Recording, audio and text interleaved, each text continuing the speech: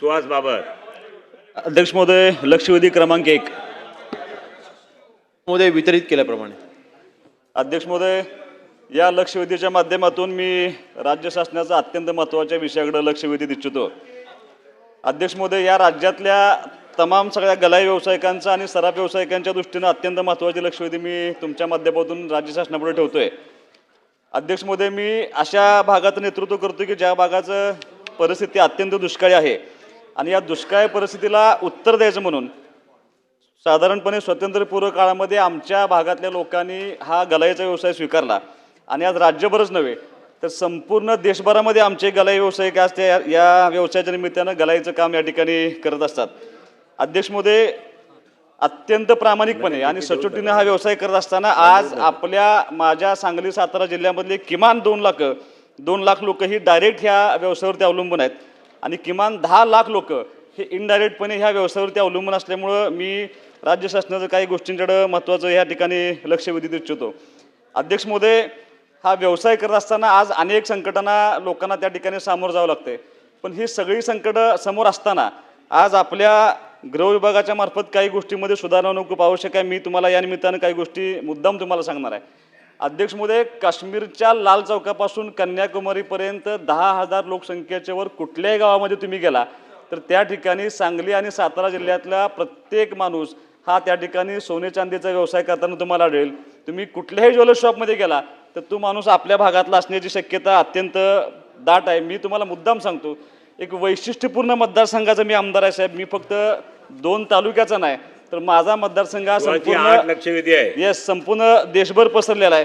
मी गमतीनं तुम्हाला असं सांगतो, तर उद्या आपले ह्या मराठी लोक सगळी या व्यवसायामध्ये आहेत. आज फक्त देशभरात नाही तर सिंगापूर, दुबई आणि आफ्रिकेमध्ये सुद्धा मायनिंग करणारे आमचे लोक आहेत. उद्या जर आदरणीय पंतप्रधान नरेंद्र मोदी साहेबांच्या इच्छेनुसार जर POK जर आपण घेतला तर POK मध्ये पहिलं सोने चांदीचं दुकान हे आमच्या भागातलं असेल असा मी मानणारा कार्यकर्ता आहे.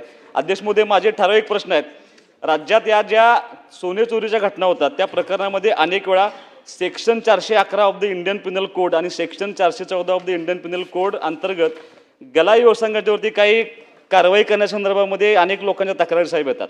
आज ह्या उत्तरामध्ये मला जे उत्तर दिले त्याच्यामध्ये गेल्या 1 वर्षामध्ये फक्त 4 कारवाई झाल्या असं ह्या निमित्तानं सांगण्यात आलं. पण अध्यक्ष महोदय, वस्तुस्थिती मात्र अशी नाही. माझी तुम्हाला विनंती आहे, मंत्री महोदयांना माझी विनंती आहे, या कायद्याच्या कलमाची भीती घालून अवैधपणे आमच्या सोने चांदीच्या लोकांच्याकडून अत्यंत निर्दयीपणे सोने वसुलीचं काम आज आपल्या ह्या गृह विभागाच्या मार्फत होत आहे. भीती घालायची आणि चोरी झाली असली नसली तरीसुद्धा त्यांच्यावरती FIR न करता त्या सोने चांदीच्या दुकानदारानं सोनं घेतलंय सोनं घेतलेलं नाही याची खात्री न करता त्या दुकानदाराला त्याच्या प्रेस्टिजची भीती घालायची आणि त्याच्याकडून जबरदस्तीनं सोनं वसूल करायचं असं थोडंसं काम गेले अनेक दिवस या निमित्तानं चालू आहे. अध्यक्ष महोदय, मी मंत्री महोदयांना स्पेसिफिक 6 प्रश्न विचारणार आहे, त्याचं उत्तर मला या निमित्तानं अपेक्षित आहे. अध्यक्ष महोदय, मंत्री महोदयांना माझी विनंती आहे, अशा चोरीच्या गुन्ह्यामध्ये तपास करत असताना अन्यायकारक वसुली प्रक्रियेसाठी आपण काही SOP स्थापन करणार आहात का? माझा दुसरा प्रश्न असा आहे, चुकीच्या पद्धतीनं वसुली करणाऱ्या अधिकाऱ्यांच्यावर आपण कारवाई करणार का? तिसरा प्रश्न माझा अध्यक्ष महोदय असा आहे, संबंधित दुकानदाराकडून माल जप्त करत असताना त्या दुकानदारांनी विविध कर विभाग BIS यांच्या नोंदी तपासून सदरचा माल जप्त करत असताना व्हिडिओग्राफीच्या माध्यमातून तुम्ही हा माल जप्त करणार का?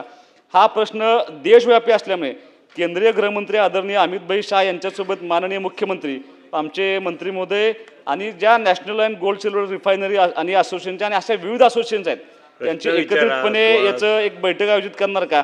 सराफ व्यावसायिकांच्या समस्या सोडवण्यासाठी राज्यस्तरीय दक्षता समिती, जिल्हास्तरीय दक्षता समित्या गठीत केल्या आहेत असं समजते, पण असे राज्यामध्ये कुठेही समित्या स्थापन झालेल्या नाहीत. या समित्या गठीत करून यांच्या बैठका आपण घेणार का? आणि 6वा प्रश्न आहे, हा प्रश्न फक्त राज्यापुरता मर्यादित नाही तर देशव्यापी प्रश्न असल्यामुळे देशात कुठेही अडचण निर्माण झाल्यास ज्या पद्धतीनं कोविडच्या काळामध्ये आपण काही ठिकाणी कक्ष स्थापन केले होते तसं महाराष्ट्र शासनाच्या वतीनं आपल्या भागातील लोक जी देशभरामध्ये हा व्यवसाय करतायत त्या लोकांना अडचण निर्माण झाल्यास त्यांचे प्रश्न सोडवण्यासाठी आपल्या वतीनं आपण काही कक्ष स्थापन करणार आहात का? हा माझा स्पेसिफिक प्रश्न मंत्री महोदयांना आहे. 6 प्रश्न आहेत, 6 उत्तर द्या. अध्यक्ष महोदय, नक्कीच लक्षवेधीच्या माध्यमातून सन्माननीय सुहास बाबर यांनी महत्त्वाच्या विषयाकडे लक्ष वेधलेलं आहे. माननीय मुख्यमंत्री महोदयांच्या उपस्थितीमध्ये माननीय एकनाथ शिंदे साहेब मुख्यमंत्री असताना या बाबतीमध्ये बैठका देखील झालेल्या आहेत आणि ही बाब खरी आहे की सांगली जिल्ह्यामधील आणि सातारा जिल्ह्यामधील आपले जे सराफ व्यावसायिक आहेत किंवा मग गलाई करणारे बांधव आहेत ते संबंध देशभरामध्ये आणि परदेशात देखील आपल्याला आढळतात. आणि सराफ व्यावसायिकांच्या बाबतीमध्ये नेहमी आपण पाहतो की ज्यावेळेस घरफोडी होतात, सोन्यांची चोरी होते आणि मग ती रिकव्हरी होण्यासाठी पोलिसांवरती दबाव असतो आणि प्रेशर असतं.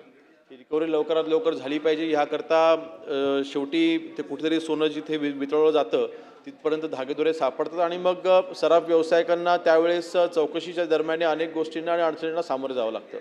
आणि मग त्यावेळेस असं सराफ व्यावसायिकांचं म्हणणं मध्ये आलं होतं की जो विषय आता सामान्य सुहास बाबर यांनी मांडला की कधी कधी हॅरॅसमेंट होते आणि दबाव टाकला जातो आणि बळजबरीने सोनं तिथून जरी गेलं नसलं किंवा तिथे वितळवलं गेलं नसलं तरी सुद्धा आमच्यावर दबाव टाकून बळजबरीने तिथे सोनं घेऊन जायच्या कारवाई कधी कधी केल्या जातात. अध्यक्षमध्ये मी आश्वासित करतो सामान्य सदस्यांना की जर का अशा पद्धतीने चुकीच्या पद्धतीने एखाद्या सराफ व्यवसायाचा समावेश नसताना देखील कुठल्या पोलीस अधिकाऱ्यांनी जर का त्यांच्यावर बळजबरी केलेली असेल तर आपण मला त्याची माहिती उपलब्ध करून द्या किंवा मला त्याची उदाहरणं द्या. नक्कीच त्यांच्यावरती आम्ही कारवाई करू. शेवटी जर का चौकशीच्या दरम्यान जसं उदाहरणार्थ आपण आपल्या लक्षवेधीच्या उत्तरामध्ये आपण नमूद केलेलं आहे की 2025मध्ये आपण 3 केसेस आपण सांगली जिल्ह्यामध्ये आपण दाखल केलेल्या आहेत.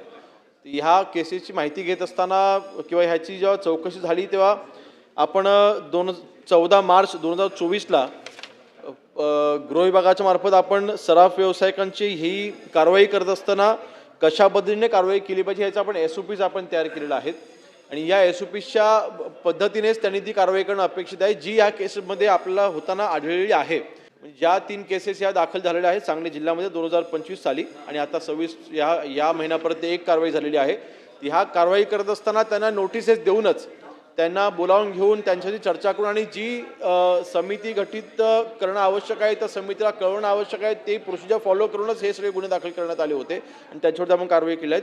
तशी प्रोसिजर ही अर्थातच सगळीकडे झाली पाहिजे असं अपेक्षित आहे. त्याकरिता आपण जो इथे प्रश्न उपस्थित केलेला आहे की प्रत्येक जिल्हानिहाय दक्षता समिती असणं आवश्यक आहे. ही बाब देखील खरी आहे की मागच्या 2024ला हे आदेश निर्गमित होऊन देखील मागच्या 2 महिन्यापूर्वीपर्यंत ह्या समिती गठीत झाल्या नव्हत्या परंतु आता मात्र 24 जिल्ह्यांमध्ये ह्या समित्या गठीत झालेल्या आहेत. कमिशनरमध्ये जिथे जिथे आयुक्तालय आहेत त्या ठिकाणी DCP स्तरावरती ह्या सगळ्या जे काही समित्या आहेत त्या गठीत होणं आवश्यक होतं. तर पुढच्या 30 दिवसाच्या आतमध्ये या सगळ्या समित्या या गठीत होतील असं मी आपल्याला आश्वासित करतो. त्यानंतर SOP आपण जे व्हिडिओग्राफीच्या माध्यमात ज्यावेळेला कारवाई होते त्यावेळेला व्हिडिओग्राफी झाली पाहिजे असं आपलं म्हणणं आहे ज्याचा उल्लेख हा SOP मध्ये देखील आहे आणि नक्कीच त्याची जर का अंमलबजावणी होत नसेल तर ह्या लक्षवेधीच्या माध्यमातून पुन्हा एकदा आश्वासित करतोय की ज्या वेळेस सराफ व्यावसायिकांकडे कारवाईसाठी जेव्हा पोलीस जातील त्यावेळेस माल जप्त करत असताना व्हिडिओग्राफी कंपल्सरी केलीच जाईल आणि व्हिडिओग्राफीच्या माध्यमातूनच त्यांनी पुढे कारवाई करणं आवश्यक राहील. त्यानंतर आपली जी मागणी होती की एक कक्ष स्थापन करावं कारण हे आपले जे गलाई करणारे जे काही बांधव आहेत हे देशभरामध्ये आहेत परदेशात देखील आहेत तर त्यांना त्या ठिकाणी जर का कुठल्या अडचणींना सामोरं जावं लागत असेल तर मला वाटतं कक्ष स्थापन करण्याची आवश्यकता नाही आणि ते ज्या जिल्ह्यामध्ये येतात त्या ठिकाणी जरी त्यांनी संपर्क साधला तर सुद्धा त्यांना तिथे ज्या ठिकाणी ते व्यवसाय करतात तिकडे त्यांना मदत ती करण्यात येईल. चौथी आपली मागणी होती की केंद्रीय मंत्री मोदयांसोबत बैठक कारण हा प्रश्न काय फक्त महाराष्ट्रापुरतं सीमित नाही पूर्ण देशभरामध्ये आपले हे गलाई बांधव आहेत त्यांचा हा प्रश्न आहे. त्यामुळे माननीय मुख्यमंत्री महोदयांना विनंती करून त्यांच्यामार्फत आपण केंद्रीय मंत्रालयापर्यंत संपर्क साधून आपले देश स्तरावरती आपले ज्या समित्या आहेत किंवा त्यांची जी काही संघटना आहेत त्यांच्यासोबत माननीय केंद्रीय मंत्री महोदयांसोबत बैठक लावण्याची विनंती ही आपल्यामार्फत केली जाईल. मला वाटतं आपण ज्या सूचना इथे केलेल्या आहेत त्या सूचनांच्या माध्यमातून सराफ व्यावसायिकांच्या आणि गलाई बांधवांचे प्रश्न सोडवण्याकरिता आवश्यक असलं ह्यापुढे देखील आपण बैठक घेऊ आणि ते प्रश्न आपण हाताळू. तर हा व्यवसाय देशभर आहे फक्त जिल्ह्यापुरतं मर्यादित नाही तर देशामध्ये कुठेही अडचण येते ती लोक आम्हाला फोन करतात. आता मी केरळमध्ये काय सांगू शकत नाही मी उत्तर प्रदेशमध्ये काय सांगू शकत नाही तर एक नोडल ऑफिसर आपल्या राज्य शासनाच्या वतीनं ह्या विषयामध्ये असणं खूप आवश्यक आहे.